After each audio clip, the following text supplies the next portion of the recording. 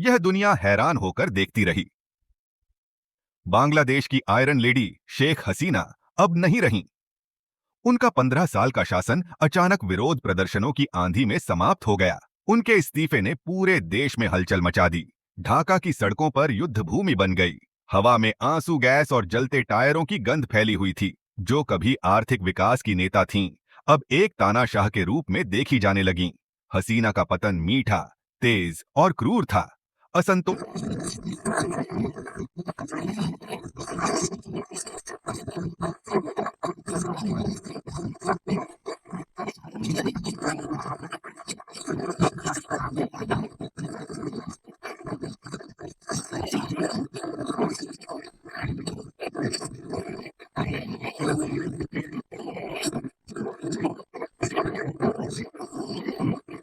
गया। छात्रों ने सड़कों पर उतरे। उनकी युवा ऊर्जा उस वृद्ध अभिजात वर्ग के मुकाबले थी जिन पर उन्होंने अपने भविष्य को हाईजैक करने का आरोप लगाया। उन्होंने भ्रष्टाचार खत्म करने, बेहतर नौकरियों और एक न्यायपूर्ण समाज की मांग की। लेकिन उनकी प्रार्थनाओं का सामना पहले मौन, फिर तिरस्कार और अंत में कठोर बल से हुआ। हसीना की सरकार, जिसे कभी उसके प्रगतिशील नीतियों के लिए सराहा गया था, ने लोहे के हाथ से जवाब दिया। शांतिपूर्ण प्रदर्शनों का सामना आंसू गैस और वाटर कैनन से हुआ। गिरफ्तारियां हुईं और देश में डर का माहौल छा गया। इस कार्रवाई ने केवल प्रदर्शनकारियों को और अधिक उकसाया।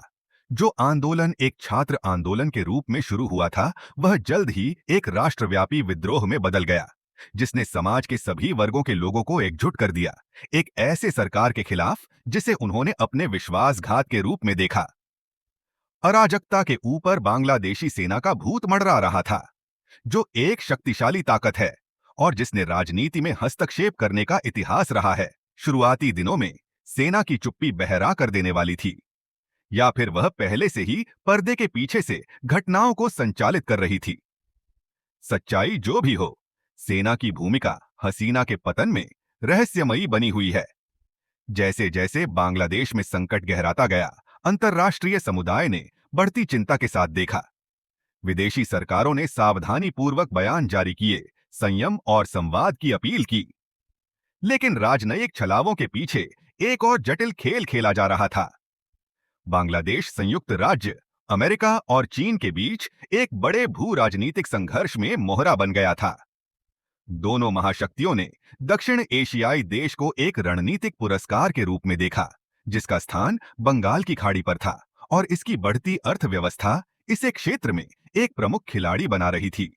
संयुक्त राज्य अमेरिका चीन के बढ़ते प्रभाव से चिंतित ने लंबे समय से हसीना का समर्थन किया था। उसे बीजिंग की महत्वाकांक्षाओं के खिलाफ एक बफर के रूप में देखा था।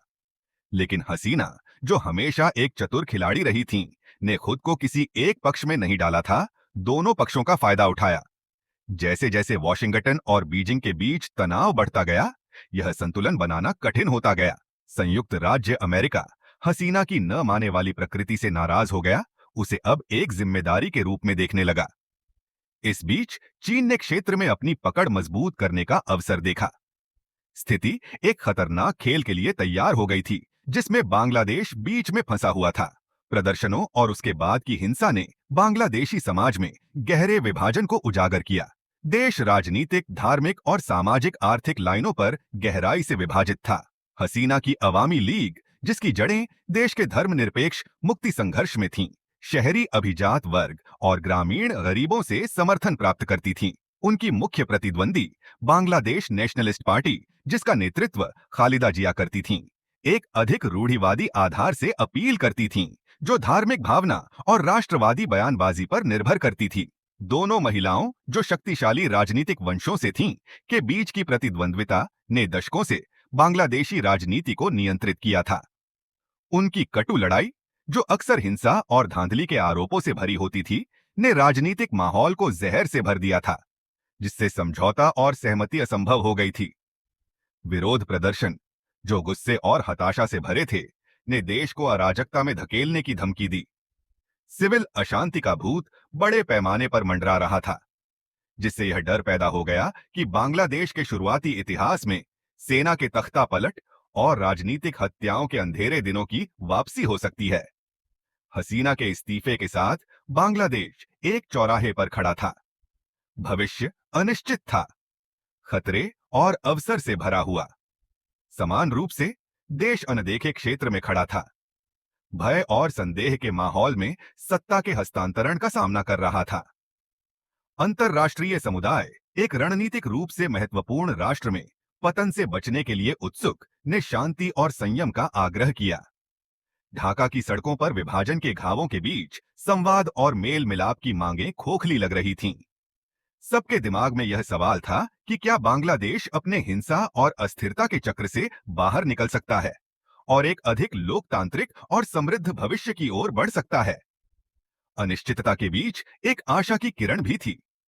विरोध प्रदर्शन अपनी सभी अराजकता और हिंसा के बावजूद ने लोगों की शक्ति को प्रदर्शित किया था। एक नई पीढ़ी जो लोकतंत्र और मानवाधिकारों के आदर्शों पर पली बढ़ी थी ने अपनी आवाज पाई थी। उन्होंने दिखाया था कि वे अब यथास्थिति को स्वीकार करने के लिए तैयार नहीं थे, कि वे अपने और अपने देश के लिए एक बेहतर भविष्य की मांग कर रहे थे। जब हसीना के शासन के खंडहरों पर धूल जमने लगी तो फुसफुसाहटें सुनाई देने लगीं। फुसफुसाहटें जो पर्दे के पीछे से घटनाओं को संचालित करने वाले अदृश्य हाथों की थीं। कुछ ने सीआईए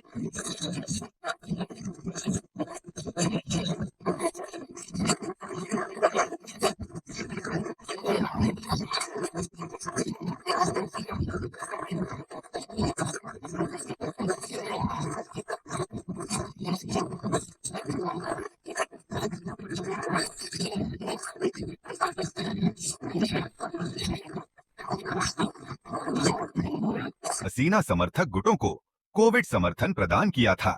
सच्चाई हमेशा की तरह अस्पष्ट थी।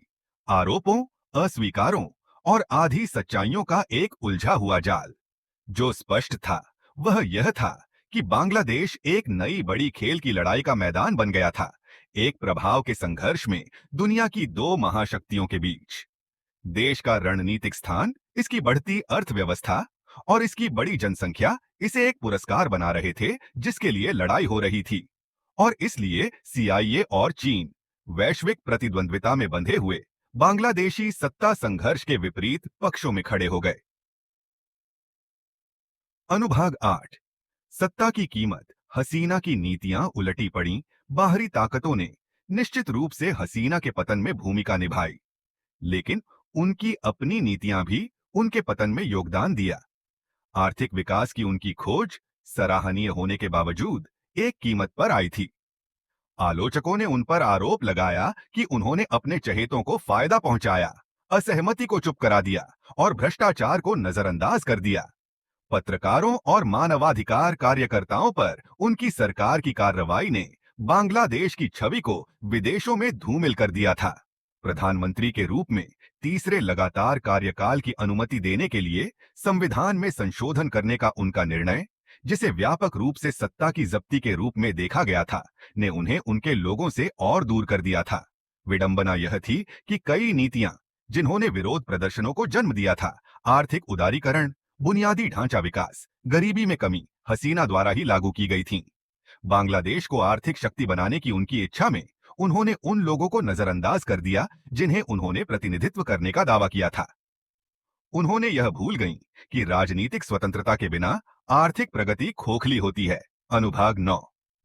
अंतिम। हसीना की हठधर्मिता और निराशा। जब विरोध प्रदर्शन उनके खिड़की के बाहर उग्र थे, शेख हसीना अपने आधिकारिक निवास के किलेबंद परिसर में पीछे हट गईं। वह महिला जिसने तख्तापलट और हत्या के प्रयासों का सख्ती से सामना किया था, अब अपने ही घर में कैदी बन गई थी। उनके आंतरिक सर्कल, जय आह गए, जो कभी उनकी वफादारी में अडिग थे, अब टूटने लगे थे। कुछ जो अंत को निकट मान रहे थे, चुपचाप अपना पलायन कर गए, विदेश में शरण की तलाश में। अन्य जो डर या महत्वाकांक्षा से अंधे थे, अपनी अगली चाल की योजना बनाने लगे। जो भी विजयी हो, उसके साथ अच्छा बनने की कोशिश में। सत्ता में उनके अंतिम घंटों में हसीना विरोधाभासों का अध्ययन थीं, पुरानी हठधर्मिता की झलकें थीं। दुश्मनों को कुचलने की कसम खाते समय उनकी आंखों में सख्त चमक थी, लेकिन निराशा के भी क्षण थे।